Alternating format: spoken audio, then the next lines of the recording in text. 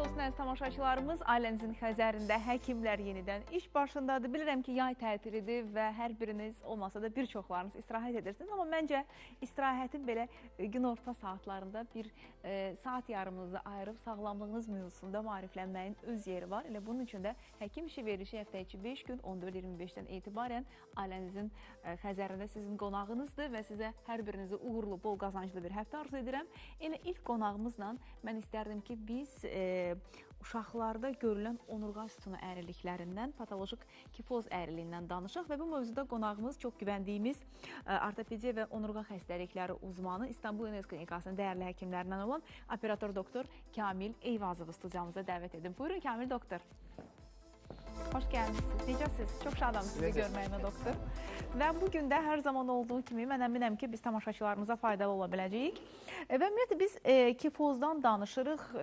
Onurğa problemlərindən danışanda bizim cəmiyyətə daha çox skolioz sözü belə deyək, dəbdədir, populyardır.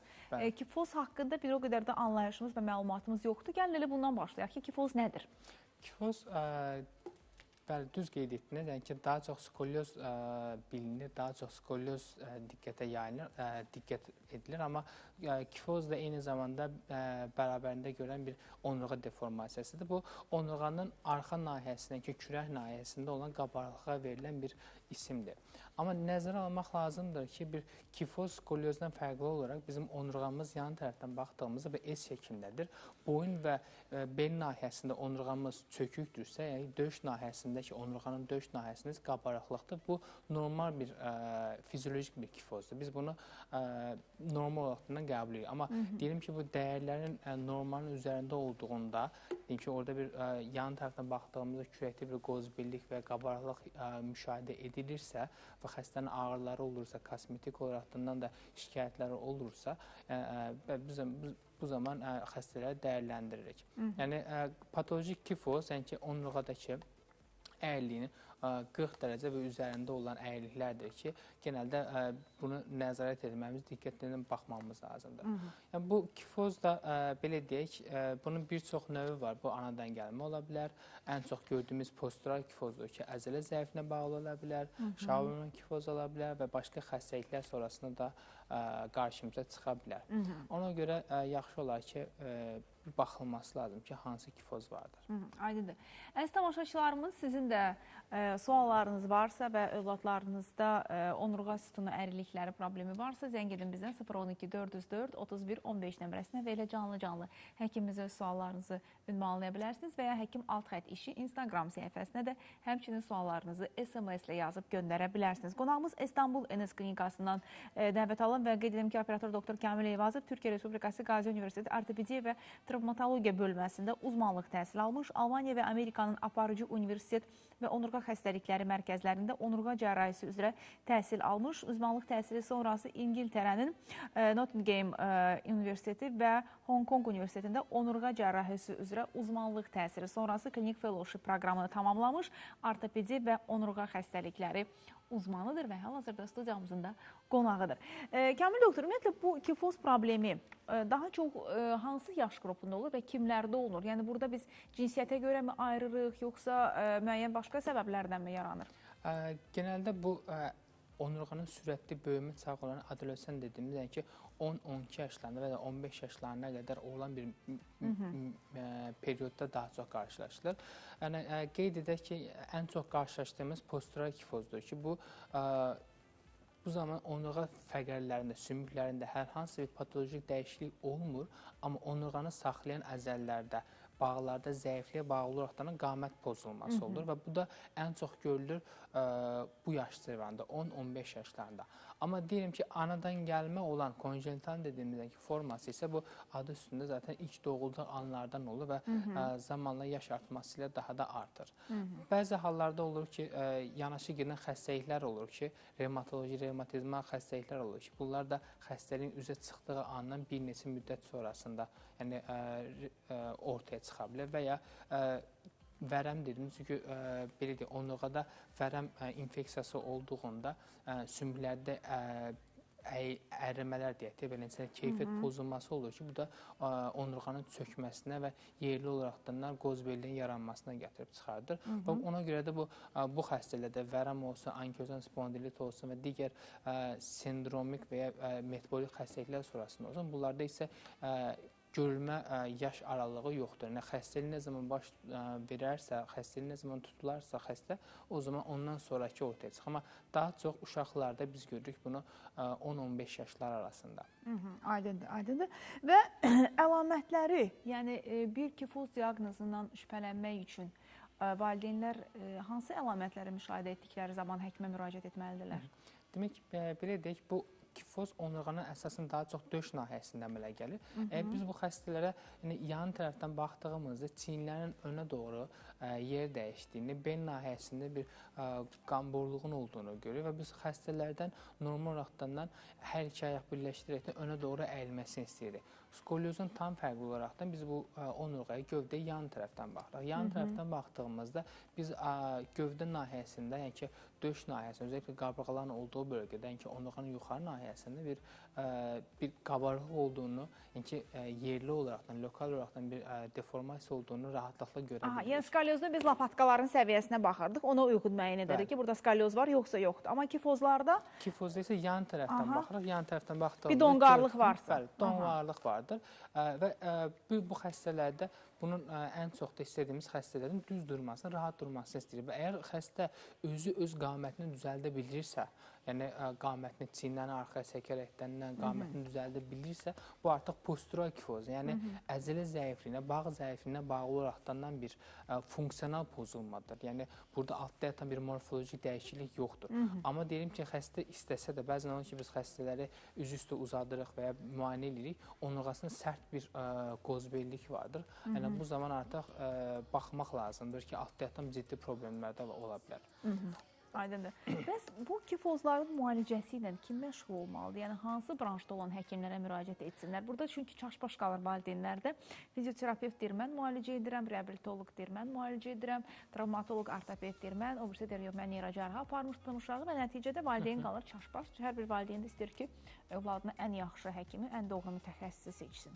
Kim müalicə etməlidir kifozu? Tutu xanım, indi son zamanlarda bütün dünyada belə bir tendensiya var. Hər bir sahədə ixtisaslaşma gedir. Yəni, bugün artıq ortoped, neyrocərrah, fizioterapevt deyil. Yəni, onurğa problemləri ilə məşğul olan mütəxəssislər bilməsi lazım. Çünki əgər hər bir sahə genişdir, amma deyir ki, onurğa problemləri içərisində dar ixtisaslaşdığında artıq daha çox detaylı mütəxəssis olaraqdan detaylı dəyərləndirir və gözündən yayınma ehtimalı daha az olmuş olur. Ona görə yaxşı olardı ki, onurğa cərrahları, yəni ki, onurğa deformasiyası, yəni biz belə deyək, bu kifoz və ya skolyoz olsun, deformasiya olsun, bunlar hər hansı bir qrıja dediyimiz disk yırtığı deyil və ya hər hansı bir çatlaqlıq deyil, qırıq deyil. Bu onurğanın bir xəstəlikdir. Yəni bu travmadan sonra ya yaşlanma sonrasında ortaya çıxan bir problem deyil.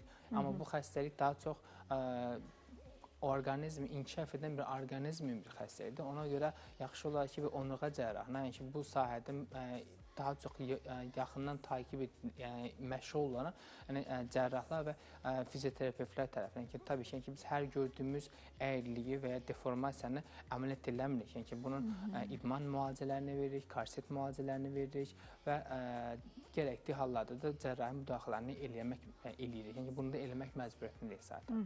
Aydındır, aydındır. Əziz tamaşaçılarımız, bir daha nəzərinizə çatdırım ki, qonağımız İstanbul NS klinikasının ortopedi və onurğa xəstəlikləri uzmanı operator doktor Kamil Eyvazovdur və biz uşaqlarda görülən onurğa sütun əyriliklərindən və patolojik kifoz əyriliyindən danışırıq. Patolojik kifoz əyriliyi dedik, yəni patoloji olmayanda mı olur? Bəli, yəni biraz öncə mən gəldiyimdə sizin studiyada olan şəklə baxarkən əslində orada tam olaraq görsənir. İstəyirsiniz gecə monitora tərəf söhbətimizi orada davam etdirək. Görək patoloji kifoz hansıdır? Əslində keçmədən öncə bilmirəm ekranlarda görsənə biləcəkmi? Görsənəcək. Bizim İslam hər şeyi göstərə bilir ekranlarda. Buyurun. İngilis dilində olsa da məndən öncə şey eləyib. Burada məsələn baxdığımızda anatomiyası görsənilir. Yəni baxdığımızda bu ön tərəfdə olan görüntüdür, onurğanın, onurğa sütununun. Bu isə yan tərəfdə olan görüntüdür. Biraz öncə dediyim kimi bu onurğanın boyun və bel nahiyəsində çökəklik olur. Yəni bunu hər bir insan özündə də hiss eləyə bilər ki, boynumuzda və bel nahiyəsində çökəklik var. Amma döş nahiyəsində biraz arxa doğru qabarma vardır. Bu normal bir kifozdur. Yəni ki, burada hər hansı bir qabarıqlı yoxdur. Biraz sonrasında mən göstərəcəm. Əgər onurğada bir ciddi bir əyilmə varsa, biz bunu artıq yəni bu bucaq dəyişirsə, daha çox dərinləşirsə, 35-40 dərəcənin üzərində olan o qabarmaları daha çox biz patolojik olaraq da qəbul edirik. Aydındır. O zaman gəlin elə patolojik kifozlara da baxaq. Və tamaşaçılar, sizin də suallarınız varsa 012 404 31 15 nömrəsinə zəng edib canlı-canlıda suallarınızı həkimimizə ünvanlaya bilərsiniz. Buyurun. Demək ki, bu tutuqan daha effektiv olması üçün bir xəstəmizdən bir nümunə gətirdik. Yəni bu çoxlu növləri var, bəyaz öncə dedim, amma yəni ki, burada sadəcə bir xəstədən, yəni çünki bir mövzuda bir gün ərzində bunun hamısını danışmaq mümkün deyil. Təbii ki. Ona görə yəni ki, bir xəstəmizdən 29 yaşında olan bir xanım xəstə idi, bizə müraciət elədi. Yəni bizə xəstə ilə müraciət eləndə bel nahiyəsindəki deformasiyadan, görüntü pozğunluğundan, qidalanma pozğunluğu idi və xəstənin yerimə problemləri var idi. Yəni ki, burada artıq ətraflı baxdığımızda, dəyərləndirdiyimizdə, yəni sol tərəfdən birinci şəklə baxdığımızda, yəni əslində bu məcburi pozisyondur. Bu xəstə önə doğru əyilməmişdir. Baxdığımızda döş bel nahiyəsində bir ciddi əyilməsi vardır. Eyni zamanda xəstə özünü kompensasiya eləmək üçün bu xəstələrə diqqətlə baxdığımızda məcburi pozisyondur. Dizlərində, yox, dizlərində bükülmələr olur. Yəni ki, bu nahiyyə baxdığımızda dizlərdə bükülmə olur, çanaq hiyəsində. Bu əslində biz normal durduğumuzda qamətdə bunlar dizlər, çanaq, bu çanaq oynağında tam açılma olması lazımdır ki, bu xəstələrdə deformasiya olduğuna görə bunu məcburi pozisyonda, yəni ki, bunun qamətini normal görüş sahəsini təmin edə bilməsi üçün bu insanlar məcburdurlar ki, bu pozisyonda dursunlar. Və hərəkət elədiyində onurğadakı hər hansı bir çanaqda hərəkət vardır, amma onurğada hər hansı bir hərəkət hiss olunmurdur. Sonrasında ki, bu xəstə... Niyə məs 29 yaşına kimi həkimə getməyib? Əslində bu xəstənin... Belə bir sual yaranır. Bəli, bu xəstənin şikayətləri 20 yaşlarında olanda başlayıb, 20-21 yaşlarında və 24-25 yaşından sonra xəstə deyir, onurğamda artıq əyilmələr başlamışdır. Bu xəstəni dəyərləndirdikdən sonra, yəni ki, bizə gəlmədən öncə bir neçə yerdə bəzi idman müalicə, yəni ki, bölgəmizdən gəlirdi. Bunu dəyərləndikdən sonra artıq bunun altda yatan bir ankilozan spondilit dediyimiz revmatizmal bir xəstəlik olduğuna, buna bağlı olaraq da onurğada əyilmə getdiyinin müşahidə elədik. Yəni adolessional dövrdə başlamayıb, daha sonra başlayıb. Bu, yəni biraz öncə dedim ki, burada yaş aralığı yoxdur. Bu xəstəliyinə bağlı olaraq revmatizma xəstəliyinə, revmatizmanın bir növü olan ankilozan spondilitin aksial tutulma bir forması var ki, o formada onurğa sütununda tutulma olur. Bunlara ikincili kifoz deyə bilərikmi? Yəni hansısa xəstəlik fonunda yaranmış? Bəli, yəni ikincili kifoz deyəcəyik. Yəni ki, bunlar artıq xəstəlik nəticəsində əmələ gələn bir deformasiyasıdır. Yəni bu xəstələrdə artıq irəliləyən bir deformasiyası var da, xəstə özü, düzdür, əlində bir rentgenləri olmasa da, bu əyilinin daha da artdığını söylüyordu. Xəstə ilk bizə 2017 yanvar ayında müraciət elədi. O zaman biz bu xəstəni bütün onurğa rentgeni ilə dəyərləndirdik və ölçmə sırasında normalda olmaması gərəkən, yəni ki, döş bel nahiyəsində bir çökəklik olması, lordoz deyirik biz buna. Bu xəstədə artıq qabarlığı var idi döş bel nahiyəsində və ümumi olaraq da 73 dərəcəlik bir əyiliyi var idi. Yanvar 2017-ci ildə.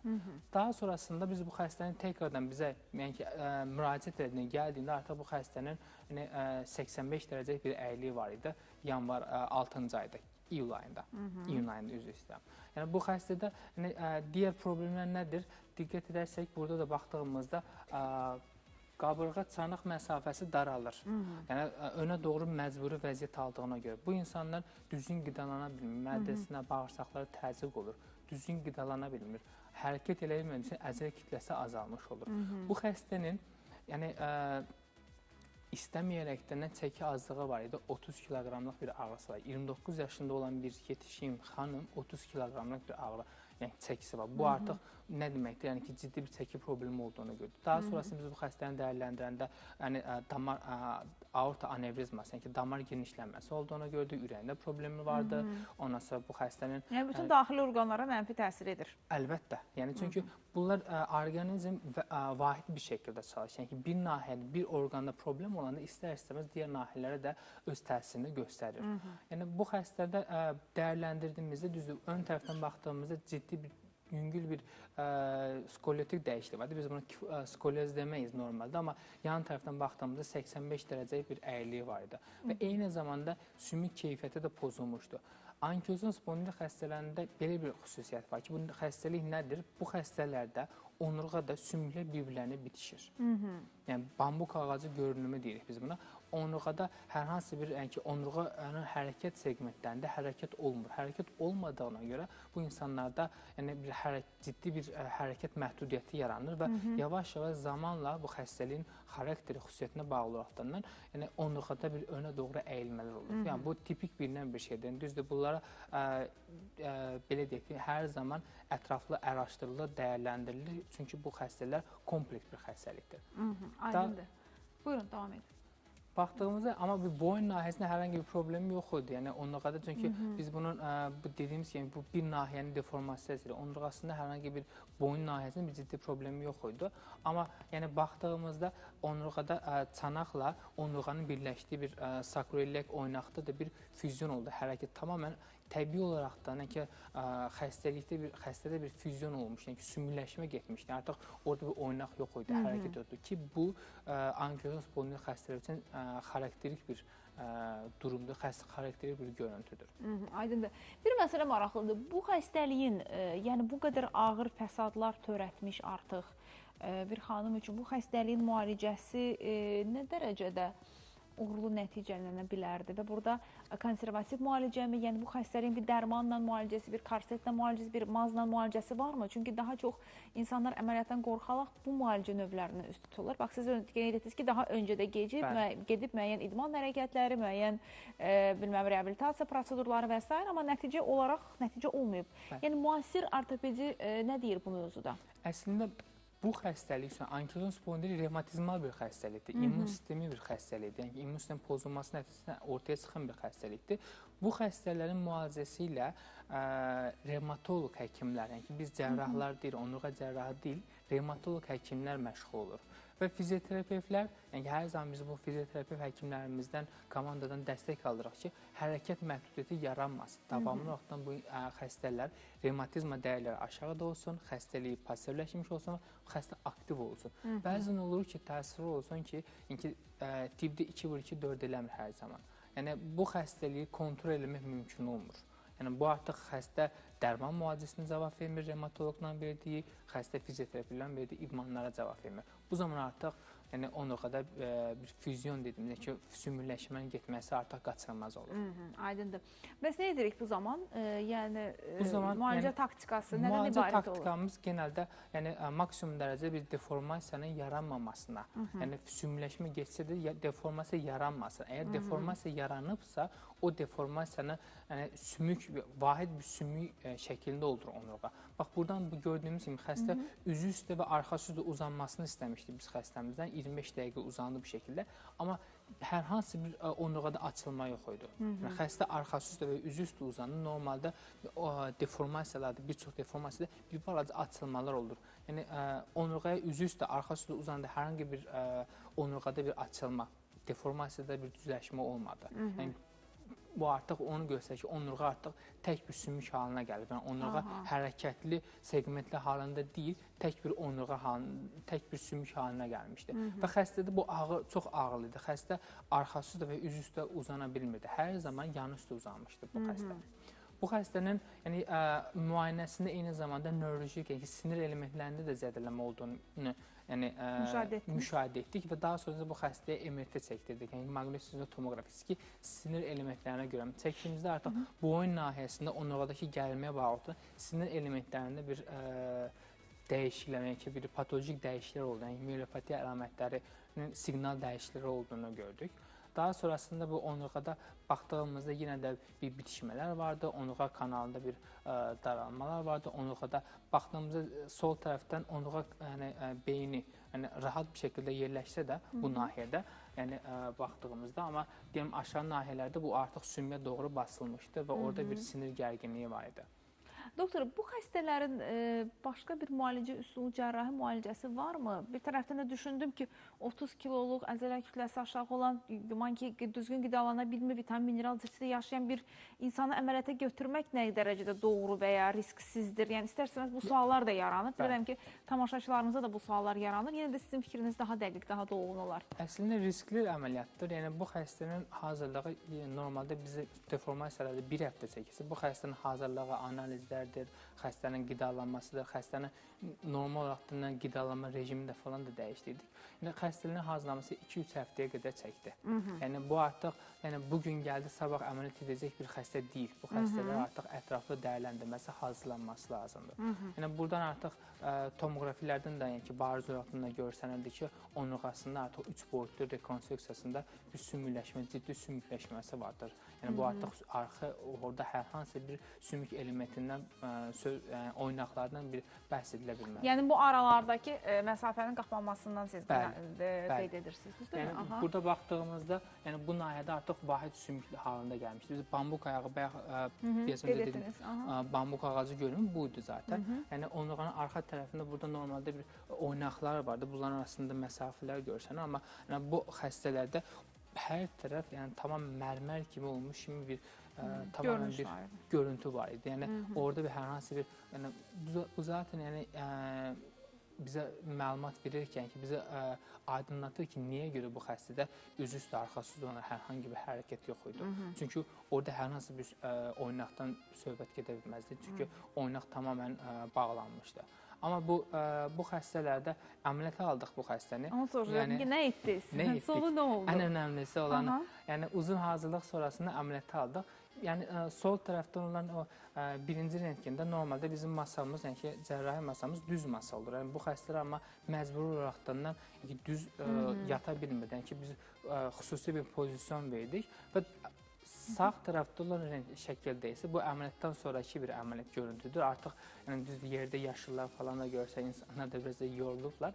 Amma biz bu deformasiyanı düzəldə bildik. Yəni burada sadəcə masanın vəziyyətinə fikir verək, əziz tamaşaçılarımız, və buradakı masanın vəziyyətinə. Yəni siz xəstəyə uyğun olaraq masanın vəziyyətini dəyişdiniz və əməliyyatda... Daha sonrasında alt tərəfini daha çox, yəni ki, burada onurğa körpü şəklində isə orada artıq daha düzləşmiş formada. Daha düzləşmiş formada. Yəni burada artıq altdan daha çox dəstəklər var idi. Sonrasında biz düzəltdikdən sonra, onurğa sütununu kəsirəkdən düzəltdikdən sonra osteotomi dedik ki...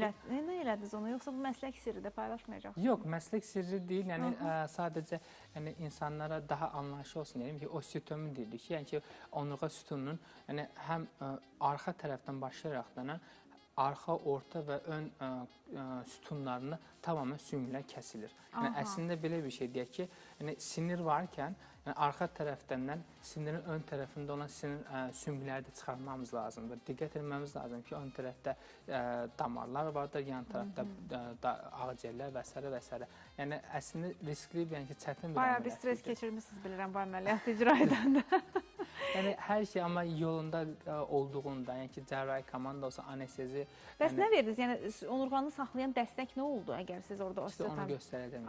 Göstərək. Onlar da var artıq. Onlar da var artıq. Gəlin, son 5 dəqiqəmizi, 3 dəqiqəmizi buna istifadə eləyək. Yəni bu bütün onurğanın ön-arxa görüntüsündədir və implantlar yerləşdirdik. Yenə də burada başdan ayağa onurğanı implantasiya eləmədik. Yəni ki, burada sadəcə onurğanın gərəkli nahiyələrini implantasiya elədik. Daha sonrasında bax burada birinci rentgende 85 dərəcə əyrilik var idisə, xəstə əyri pozisyondaydı. İkinci və üçüncü rentgenlərdə isə 30 dərəcəlik ki, bu biraz öncə dedim ki, 40 dərəcənin altında 30 dərəcə normal bir qlobal bir sıralama almış olduq. Yəni ki, başarılı bir şəkildə bu insan artıq düz bir şəkildə gəzmək şeyinə malikdir.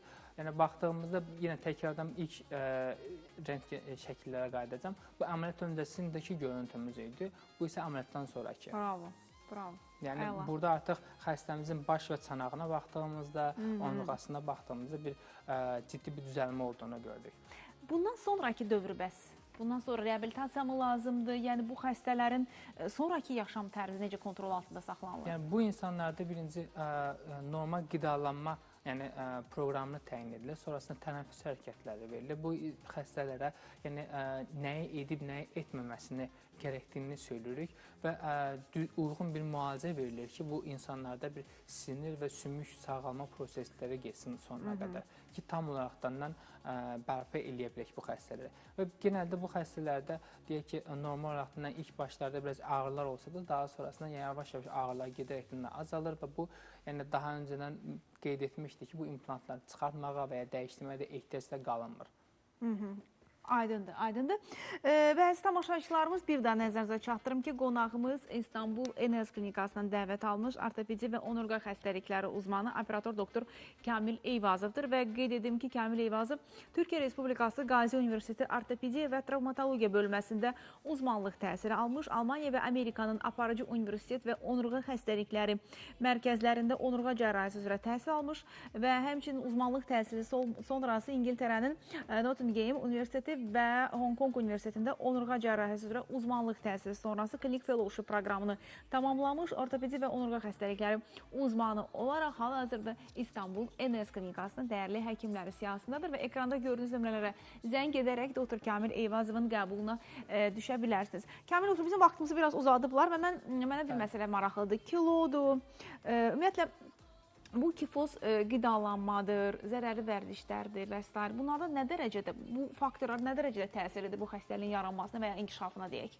Əslində belə deyək, Schauerman kifozu var ki, bunun bu kifozların bir növüdür ki, və ya postural kifozdur ki, bu artıq qidalanma pozğunluğunda, yəni ki, sümük keyfiyyətindəki pozğunluğa bağlı olaraqdan, yəni sümüklərdəki bəzi deformasiyalar, çökmələr, yəni ön nahiyəsində, cismindəki fəqərlərdəki cisimdə çökmələr ki olur, ondan sonra çökdükdən sonra lokal olaraqdan burada bir deformasiya yarana bilər. Ən çox biz kilolu oğlan uşaqlarında görürük ki, Schauerman kifozunu avaskülər nekroz yaranır ki, fəqərlərdə ona bağlı olaraqdan çökmələr yaranır. Digər bir isə postural kifoz isə yəni düzgün həyat tərzi keçirməyən, yəni kilo problemi olanlarda, yəni düzdür bu insanlarda yəni çəki artıqlığı olduğuna görə, yəni ki gövdəsində, yəni ki o qədər də bilinməsə də əslində bu xəstələrin yəni bel ağrıları, özəlliklə də belin yuxarı nahiyəsində olan ağrılar ki olur ki, xəstələrin dəyərləndirmə, rentgen ölçülməsi sonrasında artıq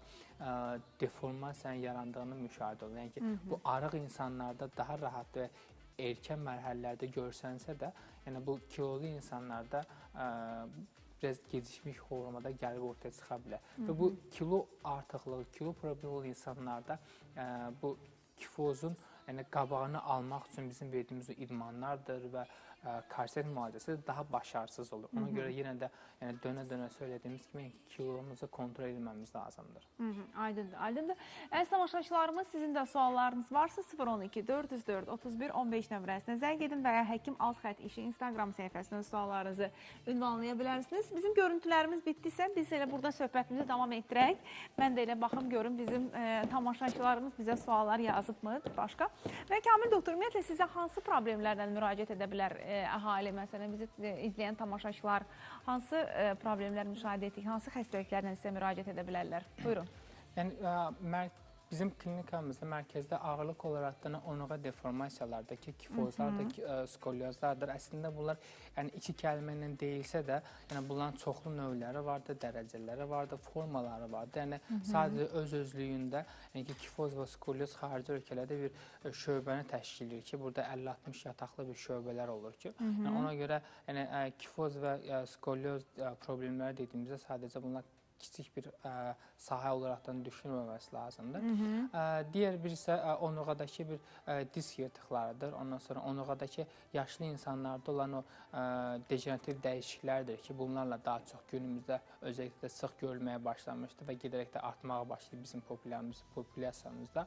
Eyni zamanda bu hər bir ortopedi və travmatoloji bir klinikində olduğu kimi bizim mərkəzdə də başarılı bir şəkildə aşağı və yuxarı ətrafların qırıqları, ondan sonra deformasiyaları ilə də məşğul olun. Amma ağırlıq olaraq da yenə də qeyd etdiyimiz kimi, dəfələrlə də söylədiyimiz kimi bir onurğa problemlərindən bəhs edirik ki, burada artıq məqsədimiz yüksək keyfiyyətdə dar ixtisaslaşmış bir xidmətdə xidmət verməkdir bütün xəstələrimizə. Aydındır. Əziz tamaşaçılarımız, sizin də suallarınız varsa 012 404 31 15 nömrəsindən zəng edin və ya Həkim Alt Xətt İşi Instagram səhifəsindən suallarınızı canlı-canlıda bizim həkimimizə ünvanlaya bilərsiniz və elə canlı yayımda cavabını da eşidə bilərsiniz. Qeyd edim ki, qonağımız İstanbul NS Klinikasının ortopedi və onurğa xəstəlikləri uzmanı operator doktor Kamil Eyvazovdur. Kamil doktor, ümumiyyətlə bir məsələ maraqlıdır ki, bax bu problem varsa, bu kifoz problemi varsa, neçə yaşında bu əməliyyat etmək olar? Çünki bizim orqanizmimiz müəyyən yaşa qədər inkişaf eləyir. Yəni bu əməliyyatı deyək ki, erkən yaşlarda eləsək, bu inkişaf dönəminə nə dərəcədə təsir edəcəkdir? Əslində, yəni bugünkü günümüzdə çox aktual olan bir mövzudur. Məqsəd, yəni çünki orqanizmdə özəl ağciyərlərin inkişafı, gövdənin inkişafı bir 10-12 yaşlarında, 11 yaşında tamamlanmış olur. Və erkən yaşda bizim müraciət elədiyində, yəni maksimal dərəcədə ki, bir 6-7 yaşlarında olan anadan gəlmə bir kifozlu olan uşaqlarda biz maksimal dərəcədə əməliyyat eləməməyə çalışırıq. Korsetlərdir, idmanlardır, gərəkli hallarda gipslərdir. Amma deyilim ki, lazım olduğunda da onurğanın gövdənin inkişafına icazə verən bu böyümə dostu cərrahi texnikləri var ki, biz buna deyirik. Yəni bu onurğanın böyüməsinə imkan verən implantasiya sistemləridir ki, bunlarla yəni deformasiyanın əmələ gəlməsinin qarşısı alınır və kontrol edilir. Və gərəkli halda onurğanın böyüməsi tamamlandıqdan sonra 11, 12, 13 yaşlarında rahatlıqla ki, bu uşaqdan uşağa görə dəyişir. Yəni, çünki bütün uşaqlar, bütün xəstələr eyni deyildir. Bəzi xəstələrdə əgər tamamlandıqdan sonra orada bəzi rentgenoloji əlamətlər var ki, onlar tamamlandıqdan sonra artıq biz nihai bir cərrahi müalicəni eləyə bilir. Amma maksimal dərəcədə çalışırıq ki, yəni bu əməliyyatları onurğanın və ya orqanizmin gövdənin inkişafı tamamlansın və ya tamamlanmağa yaxın olsun ki, biz bu əməliyyatları, nihai əməliyyatlarını icra eləyək. Aydındır. Bəs bax, siz dediniz, oğlan uşaqlarında daha çox görürük. Daha çox görürük. Daha çox. Amma yenə də olur ki, qız uşaqlarında da, məsələn, bizim də gördüyümüzdə bir xanımda idi bu problem.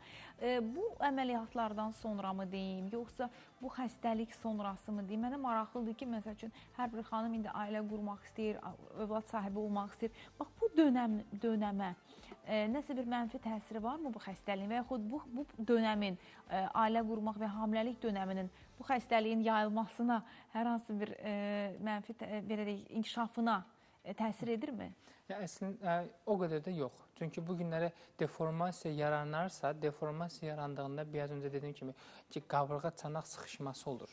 Yəni, xəstədə qarın boşluğu həzmi azalmış olur.